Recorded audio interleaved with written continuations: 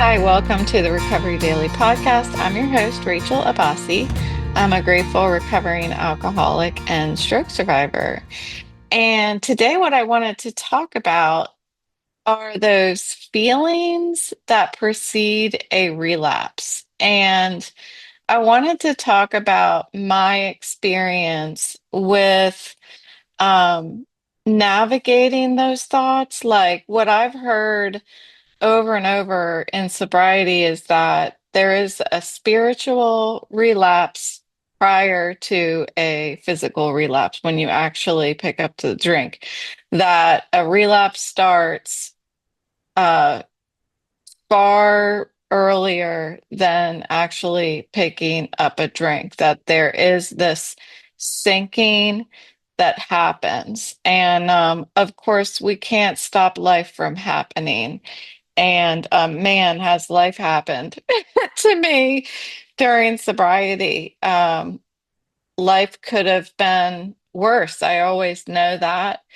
Um, but there are some things that I've experienced since I've been sober that I felt that preceding spiritual relapse. And because I am so aware of that feeling, I know the red flags for me to seek help, to talk about it and share about it in meetings, call and make an appointment with a psychiatrist or an addiction counselor, something like that. There are so many tools that I've been given in the program that help me to to catch that relapse before it happens. Um, Somebody was talking yesterday. It's the past 2 days, my meetings have been um, going back to relapse. It seems like they've been really focused on that relapse. And one person shared um, yesterday that he experiences seasonal relapses. And I thought, isn't every like my my disturbances, my spiritual and emotional disturbances happen seasonally. And I don't mean the seasons fall, winter, summer, spring, fall, winter, summer, spring. I said those in a weird order. Um, it's like the seasons that happen in my life, the tough times, the great times. All of that is what I would refer to as seasonal. And I learned through my program how to live in that seasonal change, how to lean into the program, how to be confident in the fact that I don't walk through the seasons alone. That when I feel a sinking into despair, I can identify that. I know what that feeling is like to be disturbed. I had spent so long, the first half of my life, feeling disturbed. Um, I always felt slightly disturbed. And I thought, I talk about that a lot. I talk about how I had a problem when I was younger, but I haven't talked about the fact that I had a really happy childhood too. Like, how can that all happen at once? Well, because we're human beings. Like, I had and still have a very loving family. There wasn't anything significant that happened to me in my life that hasn't happened to probably my neighbor. It's really, for me, it was what was going on between my ears that I held on to anything that was sad longer than what I observed other people did. And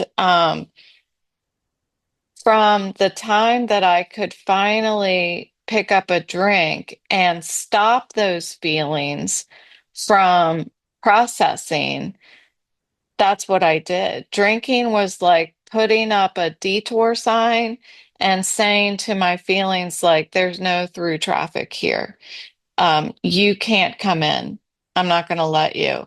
But as soon as I started sobering up, reality was knocking at the door again. Um, I heard a saying, I've heard this quite a few times, but I heard it again yesterday that reality is for people who can't handle their alcohol. And that's really what ended up happening. Like I finally got to the point where I could not handle my alcohol.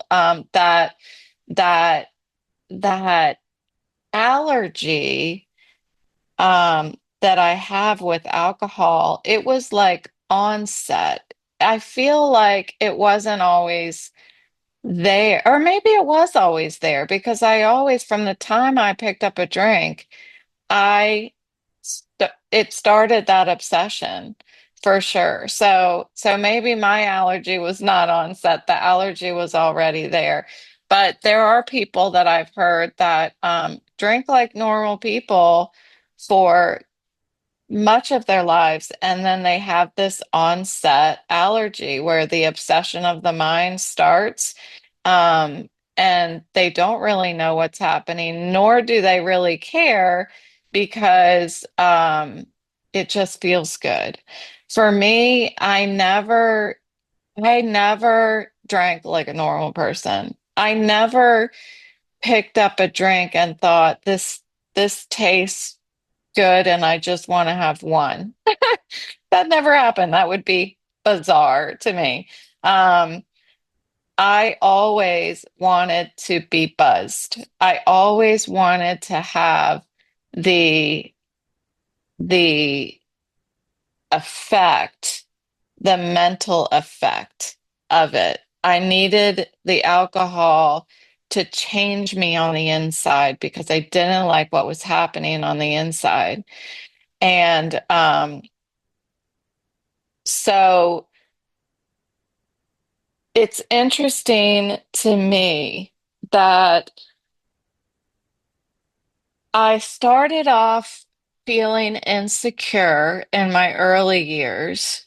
And then somewhere along the way, I became arrogant. I heard that this morning, this idea of being arrogant. And I thought, yeah, I had that. Like there was a time when I was drinking a lot. I felt like I could handle it. Life was still manageable. I was taking care of my household, my life, and I became arrogant until that arrogance turned into self-pity. Somehow that continued to evolve. It's like I went from feeling low to starting to drink alcohol, and then I got higher and higher and higher, and I reached a peak, and then it was like a nosedive. Um, when I started to feel like, okay, I have a problem. I'm not going to tell anyone, but I think I have a problem. I tried these controlled drinking, which is what they talk about in in the literature. Some people will try, I drank wine. I drank boxed Chardonnay, Vella. And I got to the point where I was drinking so much that as the night went on, I would like pick up the box to see how heavy it was because I was afraid I was going to run out. I would always have the backup box ready because it would have been devastating if I got to like 8 o'clock in the evening and I ran out. There's no way I would have let that happen. So either I would have had to driven across the neighborhood over and gotten a bottle, or I would have taken care of it earlier in the day to make sure I never actually ran out. But because that was my drink of choice, when I decided that I needed to practice some controlled drinking to make sure that, oh, I'm not an alcoholic. I mean, that wasn't even in my mind that I was an alcoholic, quote unquote. I just thought, okay, I'm drinking too much and I can't seem to stop. So I'm just gonna drink beer instead. It's the wine. It's the wine's problem, not mine. So I'm just gonna drink beer. I remember back when I first got out of college that I would drink a six pack a night of beer. So I thought, well, I'll just go back to that. That's nothing. I mean, I think that thought alone, that I thought that that was nothing, was probably something, the sign. But I really didn't think that that was anything to be worried about. Um, but what I found was, yeah, I can drink a six pack when that's all I have, but I was miserable.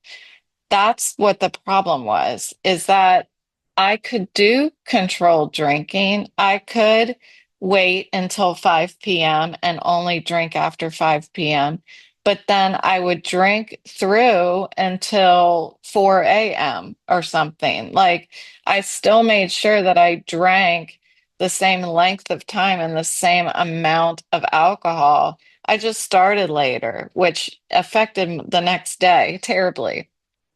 Um, I did try to just have one, and that was just impossible. I mean, I was miserable. It's not whether I could do it or not, it was that I was miserable.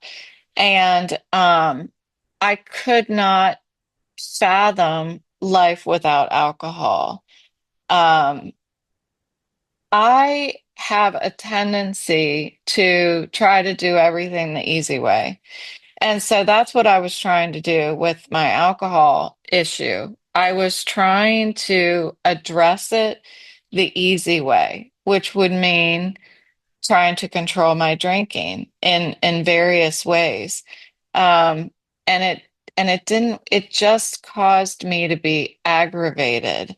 I wasn't happy that way. And I think that's what they call dry drunk. Like there are people who take this route where they just stop drinking, but don't lean into any sort of program, um, which I would constitute anything as a program. Like I'm not. I'm not convinced that AA is the only way for people to get sober. Like there's all different ways. I think what's important is to have some sort of fellowship and people that you can talk to that are um, dealing with the same issues. And the people who don't lean into and try to feel like be independent, try to kick the habit, if you will, independently. I hear very often that yeah, they didn't drink, but they were unhappy. And eventually that unhappiness led them back to a drink. And what I try to nip in the bud is that feeling of unhappiness that tries to trickle in. To my life because when I start feeling upset about something, whether I'm upset with somebody else, whether I'm upset with something that may have happened to me, I'm upset with what I can't do because of my stroke. Any of that feeling, that disturbed feeling when something isn't right for me, that's only going to get worse. It's never going to get better unless I take action and do something purposefully to address it. There are so many not yets for me. When I stopped drinking, I did not lose my family. I did not lose my house. Um, Yes, I did lose a job, but I didn't lose it in the way that they made sure it was not obvious to me that they were getting rid of me, but I knew that they were getting rid of me by laying me off and giving me this kind of ultimatum. And but if I were to pick up a drink again, there's so many not yets that could become reality for me. Whether it's a car accident or losing my family or doing something just tragic in my life because those feelings of being disturbed continue to just grow. And so I need to make sure that I take care of them when I feel it. And I feel like I probably have a process of doing that. Um, I think that I still try to do things the easy way. So when first start feeling disturbed, I'll probably talk to somebody. So I'll call my sponsor or I'll talk to my husband or I'll talk to my mom or my sister. Um, and then if I'm still disturbed, then I'll share about it in a meeting. Um, I'll go to multiple meetings. I'll start taking walks without listening to my book and think things through. I'll start listening to speaker meetings. I'll listen to church sermons. And I keep building that for some reason repertoire comes into my mind, but I keep building that toolbox, that tool shed. My toolbox becomes a tool shed because I continue to, no matter what, I do not want to pick up a drink. So I have got to address the things that are disturbing me, no matter how small they seem to be at the time. I have to talk about it out loud um, in order for it to be captured and like massaged down to nothing. So these are some of the various things that I do in order to accomplish that. When I get to the point where, nope, it's still not working and I'm sinking harder, deeper and faster, that's when I reach out to get professional help. If that means going to an addiction therapist, this last time I went to a psychiatrist, I had also gone to my doctor. She increased my medication, my anxiety medication. So there are always answers to address those feelings of being disturbed, always. Because I have this, when I was drinking, I had this persistent illusion that alcohol was fixing my problems. And I know intellectually that is not true. Alcohol was exacerbating my problems. So today, I can't turn to that because if I do, I'll begin to believe again that it is the answer. And it is not the answer. It is not the solution. It is what will lead me to my demise. And I don't want to die that way. I don't. I want to be here and be an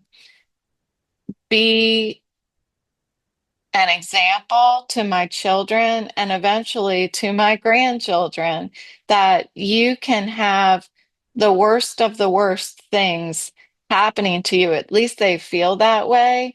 You can be holding on to grief. You can be just not allowing yourself to grow at all, just avoiding life. But there's still a solution, and all it takes is willingness. I don't want to live under the influence of alcohol ever. I want to live under the influence of my sobriety program. And I don't have to understand what's happening to me. I don't have to understand what is disturbing me. What I have to understand is that I feel disturbed, and that single feeling is what needs to be addressed. And if I talk about it with somebody, I can go through the process of naming what that feeling is. It's probably a lot of different feelings. It's probably, I got to break out that emotional color wheel and figure out what are all the things that I'm feeling, because they all have a name. They do. And, um, and once you can figure out what it is, um, there's something you can do about it. Even if it means, I just need some time alone. I just need to go out for a run. Um, Today, I'm still trying to figure out what that exercise release is for me. But as I shared yesterday, I am going to start walking a bit further and see if I might be able to get some more physical activity in my life. But I think it's important to recognize, and I was reminded of this yesterday, that there isn't a finish line in sobriety. It's it's like I just keep reaching the mile markers and say, yes, you did it. You did it again. Now let's keep going. That's what this sobriety marathon is for me. Um, I I celebrate the accomplishments. I celebrate sometimes just taking another step when my foot feels so freaking heavy. But there is no finish line. It's just about continuing to go and grow in sobriety and be able to what's been sticking in my mind the past couple days is uh, I went to dinner with my daughter and my husband the other night, and my daughter, when she graduated from college, there was a speaker. It was Mitch McConnell's wife, and her theme, like her theme for the speech was rise up and take others with you. The slogan for my daughter's college was rise up. And so she talked about rise up and take others with you. And that's really what my program is about. It's about rising up and taking others with me. That's what I have been trying to do over the past few years, and over the past year or so with this podcast, is to continue to rise up.